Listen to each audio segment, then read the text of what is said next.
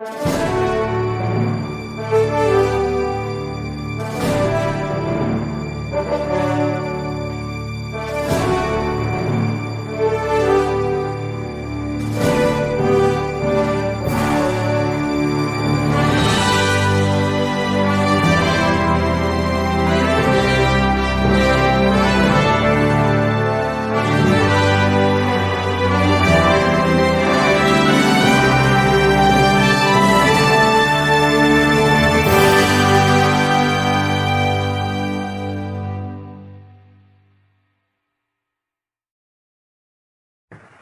semuanya, pada video ini kita akan kedatangan seorang mahasiswa prodi teknik biomedis dari Universitas Airlangga. Sebelum itu, mari kita mendengarkan lagu Himne Airlangga.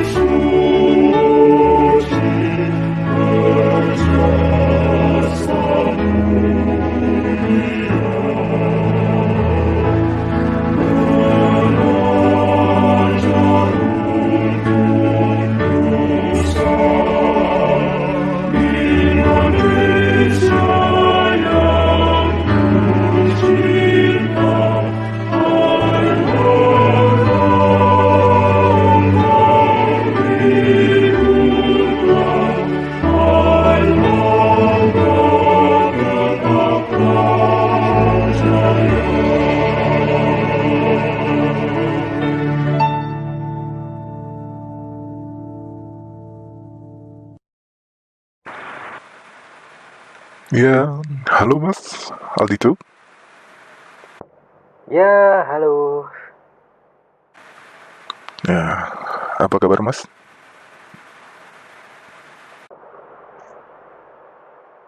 Ya, baik. Alhamdulillah baik.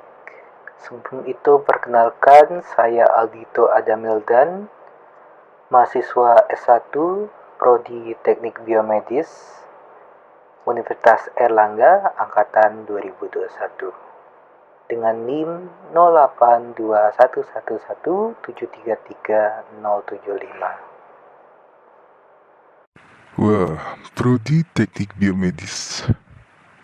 Berarti gabungan dari teknik dan medis ya?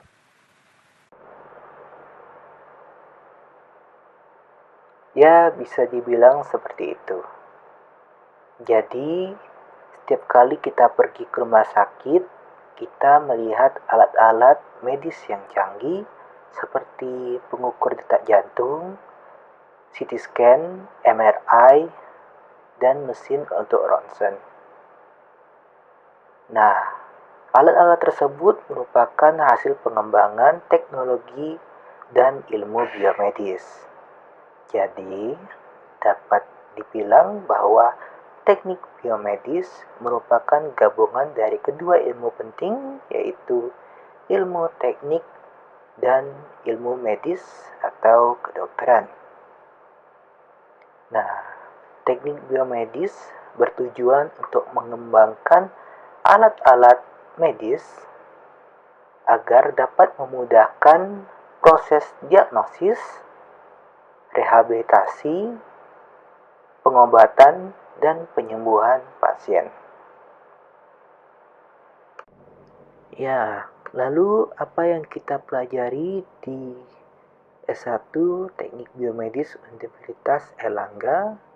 Ya, bisa kita lihat di sini pada semester 1 ada mata kuliah kalkulus, bahasa Indonesia, data dan pustaka, biologi dasar dan biologi dasar praktikum, ada kewarganegaraan, Pancasila, kimia dasar dan kimia dasar praktikum, dan yang terakhir ada agama. Lalu pada semester 2 kita bisa lihat ada kalkulus lanjut, pengantar teknobiomedik, ya sekarang pengantar teknik biomedis. Lalu fisika dasar, itu termasuk fisika dasar 1, 2, dan fisika dasar praktikum. Lalu ada biologi teknik biomedis, logika dan pemikiran kritis, komunikasi dan pengembangan diri, pengantar kolaborasi keilmuan, dan bahasa Inggris. Pada semester 3 kita ada mata kuliah elektronika analog, rangkaian listrik, fisika medis, anatomi, matematika teknik, ilmu bahan, dan sel dan jaringan manusia.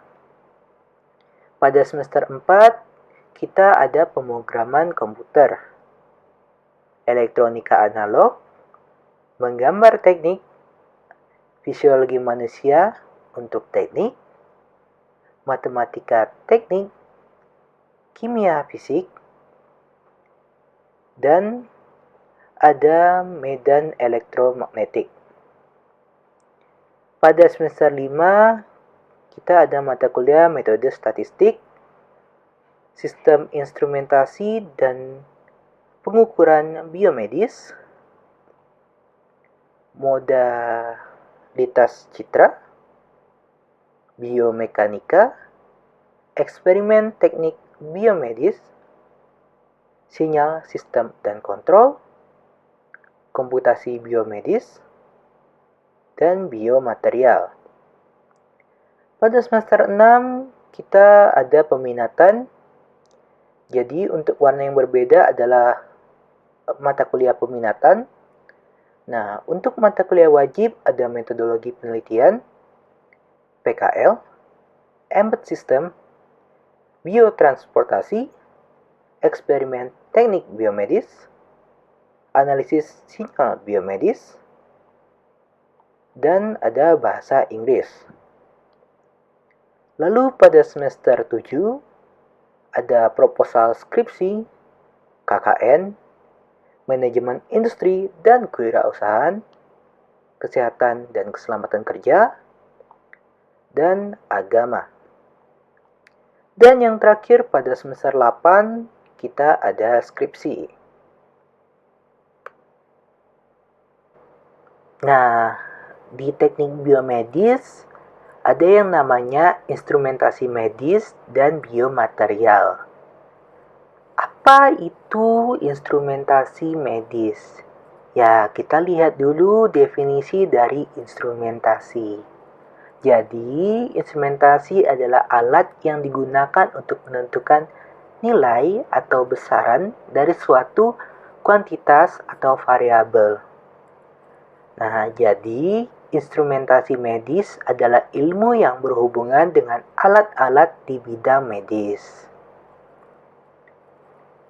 Nah, kegunaannya adalah untuk mengumpulkan data, menganalisa data, membuat keputusan, dan melakukan pengobatan atau perawatan.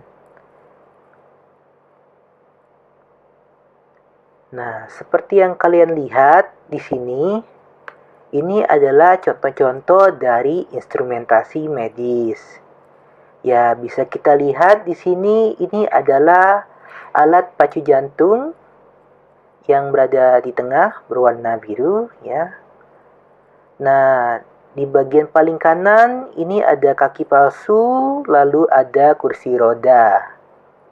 Nah, di dekat situ juga ada alat bantu dengar, ada juga pacemaker untuk jantung. Nah, ada juga ECG, stetoskop, dan bisa kalian lihat alat yang paling besar di sini ya itu adalah MRI. Nah, lalu apa itu biomaterial? Nah, jadi biomaterial adalah bahan-bahan yang digunakan untuk mengganti ataupun menambah fungsi alami tubuh manusia. Nah, bahan yang digunakan bisa bahan alami dan juga bisa bahan buatan atau sintetis. Nah, material yang digunakan haruslah bersifat biokompatibel. Apa itu biokompatibel? Nah, jadi biokompatibel adalah bagaimana material tersebut diterima oleh tubuh. Jadi apakah material tersebut dapat berada di dalam tubuh manusia. Jadi apakah bahan-bahan tersebut kompatibel jika berada di dalam tubuh manusia? Nah, contoh-contohnya seperti yang kalian lihat di gambar sini ya, itu alatnya ada yang di materialnya ada yang berada di dalam tubuh manusia. Nah, contohnya bisa kita lihat yang kontak langsung dengan tubuh manusia ya ada kontak lens yang sering kita lihat, ada juga kawat gigi. Nah, ada juga implan gigi. Lalu yang berbentuk lingkaran ini seperti katup ya, itu katup untuk jantung. Katup jantung buatan. Nah, yang gambar X-ray di bagian bawah sini, nah ini untuk pengganti hip replacement. Ada pengganti lutut ya, sendi lutut. Nah, ini di sebelah sini ada untuk menggantikan sendi jari. Nah, apa saja syarat material yang bersifat biokompatibel? Nah, material yang bersifat kompatibel itu tidak menimbulkan iritasi jika bersentuhan dengan jaringan tubuh manusia. Lalu tidak menyebabkan timbulnya respon inflamasi, tidak menyebabkan reaksi alergi, dan juga tidak menyebabkan kanker. Dan yang paling penting, bahan tersebut tidaklah beracun. Wah, sungguh menarik. Jadi untuk lulusan teknik biomedis, kira-kira bisa dikerja di mana saja ya mas ya? Wah, untuk prospek kerjanya kita bisa kerja di laboratorium, bisa kerja di rumah sakit, bisa juga menjadi pengajar, bisa jadi dosen. Lalu kita juga bisa bekerja di pemerintahan dan bisa sebagai pelaku bisnis. Ya, kita bisa bisnis alat-alat kesehatan. Nah, sebagai mahasiswa teknik biomedis, kita harus tekun dan teliti, dapat berpikir kritis dan detail. Lalu kita harus memiliki kemampuan problem solving yang baik, bersikap rasional dan observan.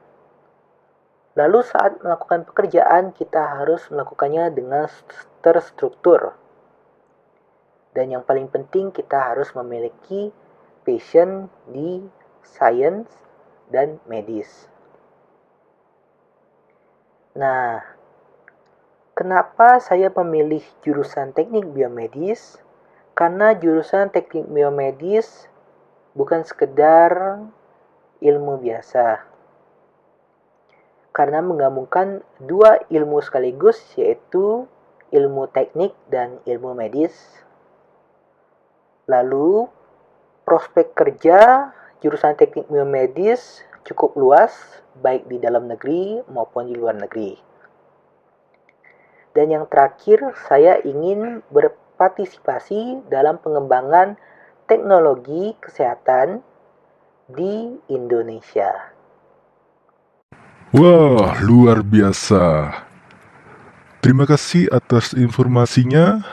Ya, jadi kalian yang masih bingung mau masuk jurusan apa? Ayo masuk jurusan teknik biomedis.